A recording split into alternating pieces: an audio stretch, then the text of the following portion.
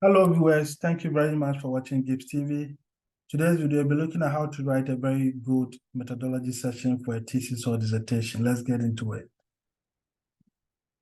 About research methodology. The research methodology discusses and explains the data collection and analysis method that you use in your research project.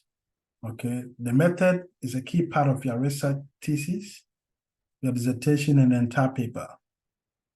This chapter or session explains what you did and how you did it, and also allow readers to evaluate the reliability and validity of your research. Very important. There are important stuff to take note or include in your method session. First is the type of research that you conducted, the approach, the research design, very important. How you collected and analyzed your data collection types is very, very important as well. Any tool or material you use in the research, the techniques is very, very important as well. How you mitigated or avoided research biases and why you chose these methods. You need to justify every stage of the method session. Very, very significant to do that. There are 10 steps to follow to write a very good or strong methodology session. First, you need to give introduction to the method session. That's introduction. You give an account of the study setting or the study area, or maybe sometimes you may tell me that background of the study area. Then the third is you must select your research design or research approach for discussion.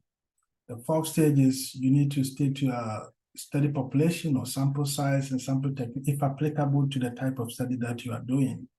Discuss the data source and types is very critical. Discuss the study variables based on a theoretical framework and literature. Then you state your study model, the regression model.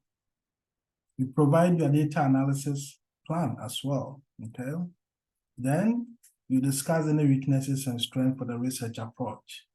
Then you discuss the reliability and validity of the research approach. Remember that there is no one-size-fits-all methodology steps or outline, but the uniqueness depends on the type of research you are conducting and your school guide for the type of research you are doing. Very significant to know that, okay? These are some specific outlines that you can follow.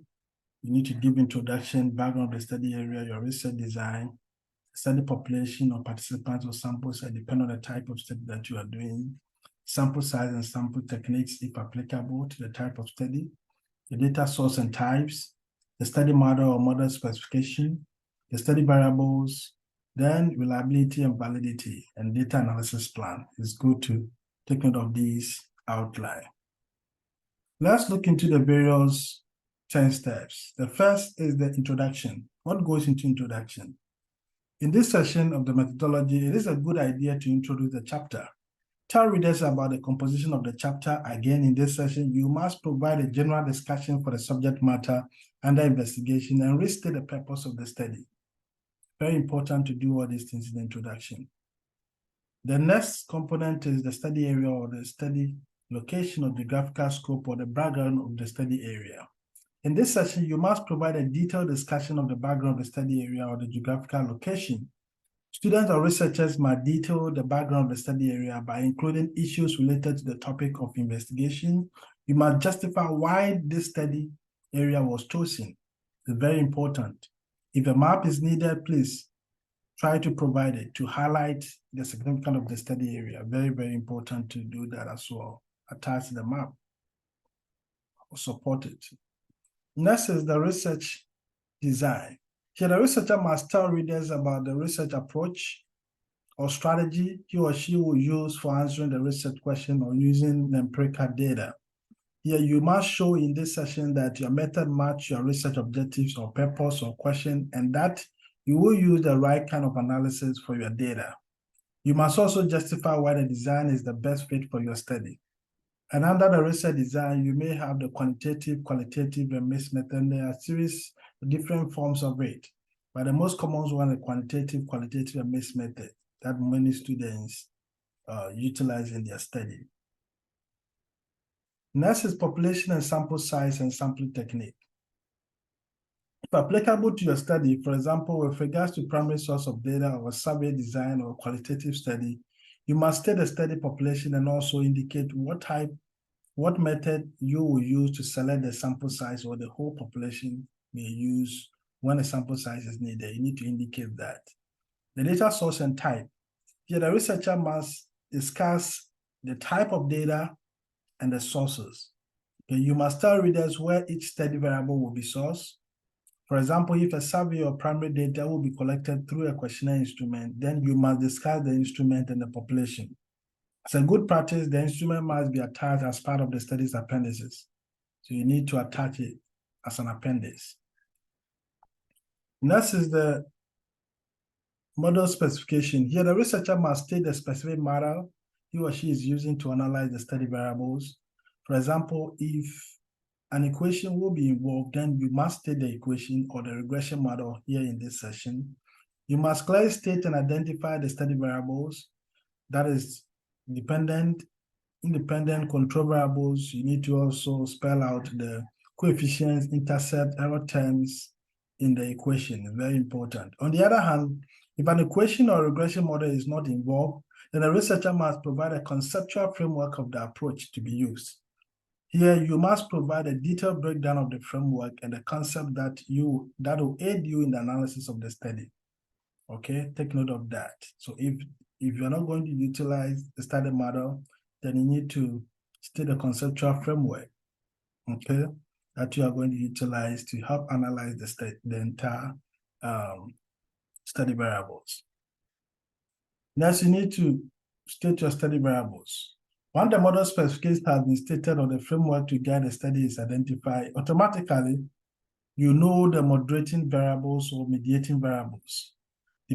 That is the dependent variables, the independent variables, and control variables from the conceptual. You already know that. So here you must identify all the study variables, if not already identified, and how they will be operationalized or measured or defined, okay?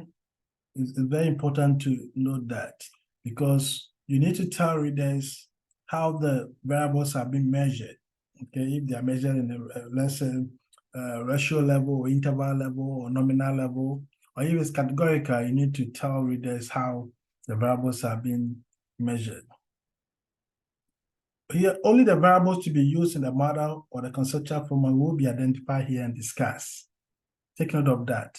Not all the concepts that are within the theoretical framework will know. You're not going to discuss everything here, but the aspect of the framework that you are going to operationalize here is what you need to discuss, that have been operationalized in terms of the indicators for those concepts, the measurable indicators. That is what you're going to discuss here. Discuss in this session, the study variables. Next is the data analysis plan. Here, the researcher must describe how data will be processed, analyzed, and reported. Here, don't start presenting or analyzing your results. No, you don't do it here. Rather, it is just the description of how you will analyze the data and present your results. You must state how you will apply the model specification or framework to the research question or hypothesis with appropriate variables, analytical techniques, and also show the output of each model application. You are just telling readers how you will go around analyzing the entire data, okay? That is, for example, if you are embarking on quantitative research, you need to tell reader about the data preparation, the software you use, and the statistical method that you will utilize. So there's a typical example, okay, for a study data analysis plan. If you look at this is for quantitative. So briefly, you write, before analysis, the data was checked for missing data and outliers, okay? For this outlier labeling rule was used, okay? And for this particular study, the outlier labeling rule was used. And all values outside the calculated range were also considered, okay? As part of the outliers, according to Wangling and Iglewich, 1987. The data was then analyzed using statistical software, SPSS, and a pairwise t-test was conducted to test the first hypothesis. So in this case, you see that we have how the data was analyzed. It was analyzed, that is, in terms of data preparation, it was checked for missing data and outliers. Then in terms of statistical software, we used maybe SPSS, and the techniques, we used the pair t-test.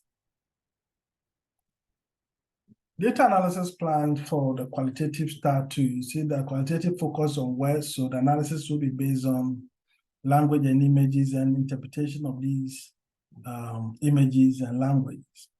And from there, you draw themes and patterns from the transcripts of those languages. The typical example is the qualitative data will be processed and analyzed using NVivo or Excel. The interviews will be transcribed and open coded to categorize key themes and identify patterns. Each themes will be analyzed to gain a deeper understanding of the participant perceptions and motivation. So this particular that was written in a future tense as if you are writing a proposal. But this one was written in a past tense as if the entire study has been done, that we are reporting how we carry out the data analysis plan. In conclusion, the components of the method section may differ depending on the type of research, being it qualitative research or quantitative research, and the institutional requirement as well. So your methodology session for the actual thesis or dissertation should generally be written in the past tense.